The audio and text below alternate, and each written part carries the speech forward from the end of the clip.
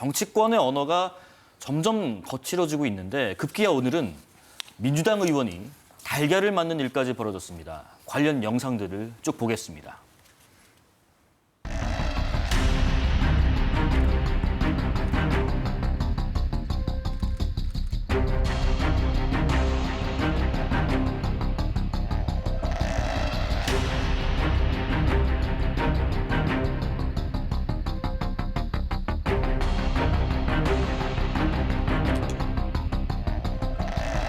살인적 테러 행위가 마치 자작극인 것처럼 표현하면서 희화하고 일생의 트라우마까지 안고 살아가야 할 피해자를 조롱하는 2차 가해 행위입니다. 테러에 대한 현실 인식이 이렇게 희박하니 이 어지러운 시국에 각종 테러가 기획되고 또 실행되는 것이 아니겠습니까?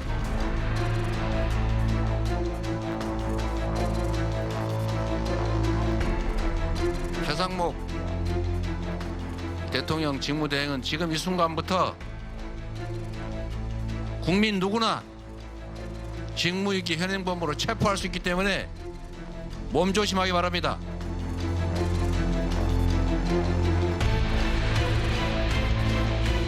대통령 직무대행을 상대로 체포라는 구체적인 폭력 행위를 고무했다는 측면에서 이재명 대표는 내란 선동죄 현행범입니다.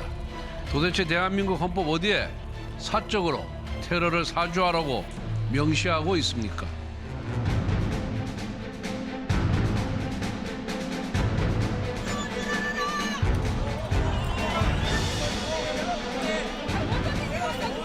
민주주의 사회에서 있어서는 안 되는 일이라고 생각합니다.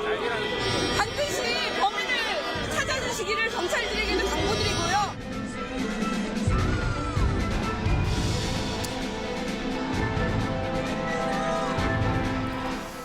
강성필 부대변인, 지금 말로 서로 과격하게 오가다가 급기야 백혜련 의원이 달걀을 맞는 상황까지 보게 됐는데 이게 지금 달걀이 아니라 다른 뭔가였으면 큰 인명피해가 날 수도 있었던 상황이거든요. 지금 이 현상 어떻게 읽고 계십니까?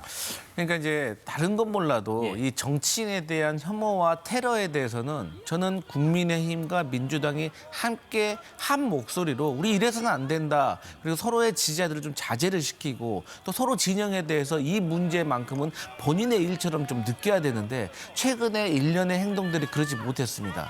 예를 들어서 최근에 이재명 대표에 관련된 이 테러 위협이 제보가 있었기 때문에 이재명 대표 측에서 경호를 좀 강화하고 이러한 거에 대해서 좀 염려하는 듯한 이런 어떤 발표가 있었잖아요. 거기에 대해서 국민의힘의 나경원 의원 같은 경우는 그 자작극 아니냐 이렇게 의심하는 행동을 했거든요. 그런데 우리 국민 모두가 알다시피 작년에 이재명 대표 같은 경우는 피습을 당해서 생사를 왔다 갔다 한 적이 있었거든요. 그렇기 때문에 여기에 대해서 나경원 의원 같이 유명한 정치인들이 또 이재명 대표에게 자작극 아니냐 이렇게 해버리면 또 국민의힘을 지지하시는 지지자들은 아 그러면 뭐 민주당의 이재명 대표가 이런 걸 이용하는 거야 더 안 좋게 볼 수가 있는 겁니다. 거기에 또 연이어가지고 안철수 의원도 국민의힘의 중진 의원 아니겠습니까? 또 유력한 대서 주자인 적도 있었습니다. 근데 이분도 뭐 목에 피습을 당한 것을 긁혔다라고 표현을 해버리기 때문에 사실 이러한 것들이 서로의 진영을 더 자극하는 상황이 생겼다고 저는 보고 있기 때문에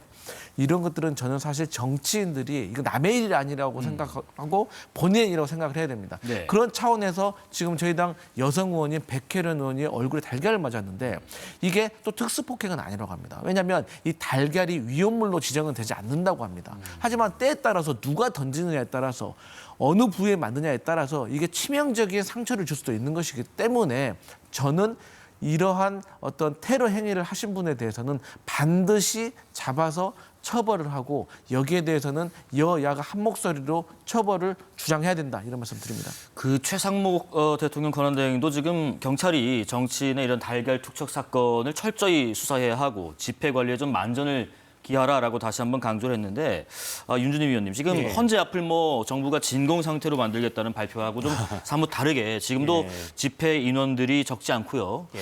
그리고 경찰이 이후에 일부 시위대 해산에 나서기도 했지만은 미리 이런 현상이 일어나지 않도록 좀 대비를 촘촘히 해야 되는 건 아니냐 하는 지적도 나옵니다. 헌법재판소 앞을 가보시면 예. 아마 다 아시겠지만 상당히 공간이 협소합니다. 협소해요. 예, 그리고 차로도 상당히 좀 좁고요. 네네. 그래서 아무리 경찰이 구획을 나누고 통제를 한다 한들 또 거기에 보면은 그냥 아무런 집회와 관계없이 그냥 그 거리를 드나드는 일반 시민들도 있지 않습니까? 그 시민들 중에 어떤 사람이 어떤 성향과 어떤 행동을 할지를 다 예측한다는 건 사실 불가능하거든요. 물론 경찰이 막을 수 있었다면 정말 좋았겠지만 제 생각에는 현실적으로 모든 테러의 가능성을 다 경우의 수를 예방한다. 저는 현실적으로 좀 불가능하다고 봅니다. 저는 오히려 좀 정치권이 나서야 될 문제다. 이것은 무엇이냐면은 저는 여야 공동 담화라도 좀 했으면 좋겠습니다. 여야 대표가 함께 기자회견장에 서서 자, 다른 의견을 갖고 있는 거 좋다. 서로 비판하고 논쟁하는 거 좋다. 집회도 마음껏 하시라. 그러나 제발 폭력만은 안 된다라는 호소를 해야 되거든요. 근데 지금 여야 의원들이 보면은 이런 강성 지지층의 열광과 환호에 편승하고 있습니다. 내가 이런 말을 하면은 되게 좋아하겠지. 나를 더 따르겠지. 나의 팬덤이 만들어지겠지. 저는 이런 유혹에 너무 빠져 있다. 그래서 저는 정치권이 좀 나섰으면 하는 그런 바람이 있습니다. 예. 뭐 몸조심하라라는 앞서 보신 민주당 이재명 대표의 발언도 있었고요. 또 이재명 대표를 두고 목 긁힌 뒤 죽은 듯이 누워 있는이라고 한 국민의힘 안철수 의원의 발언도 있었고요. 예, 말씀하신 것처럼 지지층을 자극하는 거 아니냐 이런 우려가 있는 상황에서 의견 주셨고 강성필 부대변인 의견도 듣고 다음 이야기 또 넘어가 보겠습니다. 네, 저는요 그 안철수 의원의 목이 긁혔다는 이런 발언에 대해서 좀 지적을 하지 않을 수가 없습니다. 예. 왜냐하면 다른 분도 아니고 안철수 의원께서는 의사입니다. 생명을 살리시는 의사인데 이런 분이 이재명 대표가 과거에 목에 자상을 입어서 1.5cm의 자상을 입었습니다. 또 목에 있는 정맥의 60%가 손상이 됐다고 서울대 병원의 집도의가 직접 브리핑까지 했습니다.